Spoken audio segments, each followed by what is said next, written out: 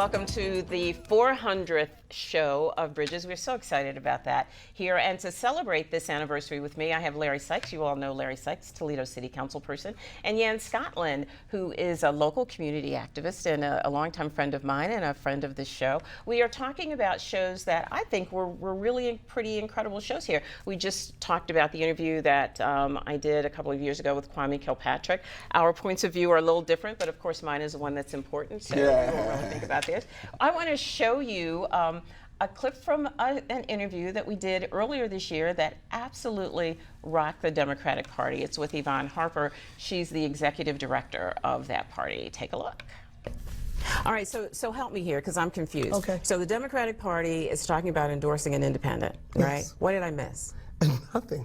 That's exactly what the Democratic was doing, but people don't understand that the Democratic Party is made up different factions. We're the unions, we're the African American, we're the Asians, we're a wide group, we're the white male, white female, Right. everybody, gay, lesbians. It's all about unity and one. That's why everybody is, in my opinion, a Democrat. Right. Because you got freedom of speech. And Oh, did you no, I feel don't. like? Oh, sorry, I walked on that. Say that again so No, people can hear I don't it. have freedom of speech. Because I got up and spoke what I believed in. I would have never thought in 2013 that I have to defend myself getting up to speak like everyone else. I mean, there's the 19th Amendment, and then we got the 15th Amendment.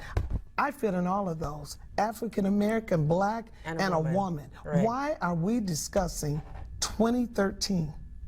And Donnie, in the speech, I was just, I was flabbergasted. All I right. just thought that You know, this interview, they're still talking about the impact of what happened to this woman in the Democratic Party.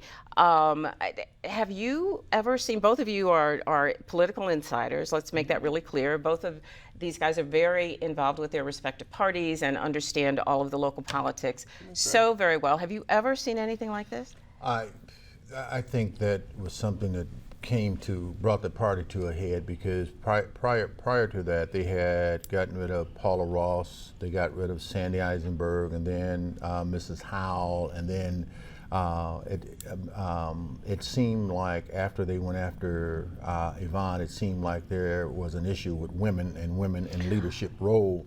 And I think that really set a precedence and made the party run for cover. Absolutely, it did. There was this whole discussion, and there still is this discussion about there being a war on women, Democratic women in this town, very similar to the war on women that we hear on a national level being attributed to Republicans. First, let's just correct. She said everybody's Democrat. Everybody's not a Democrat, and that may not be as atypical as people think. I mean, there's a lot of those kinds of things, unfortunately, that happens in that party. And I'm proud of Yvonne, because Yvonne stood up for herself and she made it known what she felt.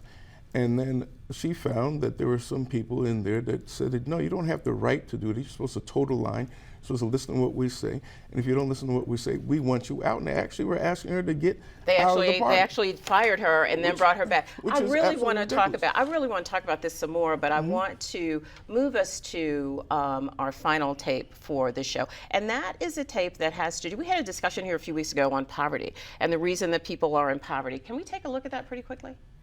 That have raised, if we just look, I don't know how old we are collectively, but if we look at our generation, parents that raised children in poverty but instilled values, instilled hope, there was values of education and those types of things, would be very different from a family raising children without those values, those particular values. Are you thinking that the morals have changed or the values have changed as we've around the need to succeed, the need to, you know, I hate this term, but pull yourself up by your own bootstraps kind of thing? I don't know that they've changed. All right, you know, there's more to that tape, but we don't have time to show it today. And the issue here was that we were talking about the perceptions of folks in poverty. People have lots of babies is one of the perceptions so they can get more welfare. People are just lazy. And in this particular clip that we just saw, we were talking about the fact that the moral compass for folks in poverty seems to be different than those in middle class. What do you think? I don't know that the compass is different. I think poor people may be poor, but they're not stupid. They understand what the economy is. They understand what welfare provides and at what levels they can move forward and go on their own, and what levels that they need to stay on there. And to some extent, we need to make sure that our systems are such that it promotes people getting off of welfare.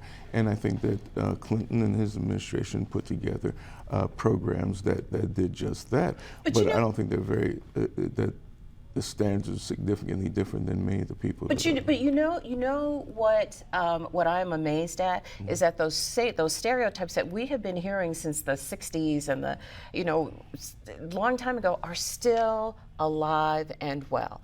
People still think that if you're poor, you enjoy being poor. People still think that you have a lot of babies so that you can get more public assistance, when in fact that's not what happens at all. People still think that people who are poor are these moralless sort of creatures, stalking us all. I'm amazed. I'm appalled. A lot of that is perpetuated by that other party that he's affiliated with. But I say this: poverty is like being punished for a crime that you didn't commit. Poverty is horrible. And in a country as rich as we are, it's a shame that we have people going to bed, and senior citizens and children hungry at night, of all races and denominations. It's just totally unacceptable. Go ahead. Yeah, but the thing is that people need to have systems that promote them moving off of the poverty lines and things of the sort. Many times in our history, we have created systems that have trapped and kept people impoverished. And it's not their fault that they're impoverished, but our systems themselves have been such that it's enabled and kept them at where you have generations of people who stayed in the system and that shouldn't have been. That set the system up? And Democrats. How did I know we would digress to this level? Come on, boys. Put the testosterone away a little bit here. You know what?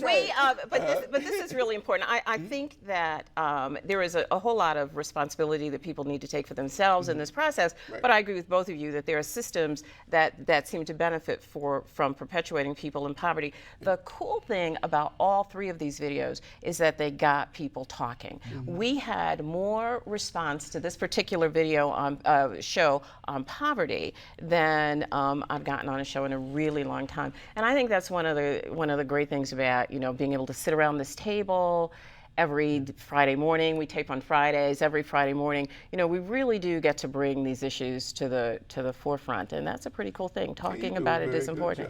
Do you think so? You think you should give me a raise then? I would have brought flowers. Why didn't you bring me flowers? They're coming. Are They're they? on the way. Yeah, right. They're in the mail. It's like the checks in the But mail kind of let me thing. do say this. I'm going to tell you, Donnie, you've done a great job with this show and this program, and this station should be very happy because you've opened the door to things that would never have been discussed or provided information. You've done an excellent job. Thank you so much. And I'm not even paying you to say Well, that. I was going to give you a hug, but he'd get jealous. It's been a very good run there, and I hope it continues for a long time, Well, and maybe even expands. You need more than a half hour. Exactly. Problems are getting bigger, so your show should get longer. There's always stuff to talk about, and Yes. there are lots of things planned, really, I think, provocative and important topics, and I'm so glad that you guys were able to join us here today to talk about these three things. I am going to talk to you a little bit afterwards. I'm going to change your mind about Kwame, though. Yeah. I'm going to change your mind about Kwame. I am. We are. I'm going to change your mind about Kwame, and I'm going to change your mind about being a Republican. Like Stina Weathers always told me, though, she said, balance is important. Balance is important. There you go. Balance is important. We have just a few seconds left, and so I want to hear. I want to talk really, really quickly. Just your perception on this Yvonne Harper thing. Still alive out there? I think what happened with Yvonne was that the community came forward. There was a groundswell, and those men that thought they could do this were not a part of the party, and they realized that there were governing rules that she could only be removed from her position. And I think she has opened the door to make people look at follow women. I think you're absolutely right about that. You'll have to hold that thought. We are going to go away. That Yvonne Harper story is an amazingly important one to this community. Stay where you are. We will be right back.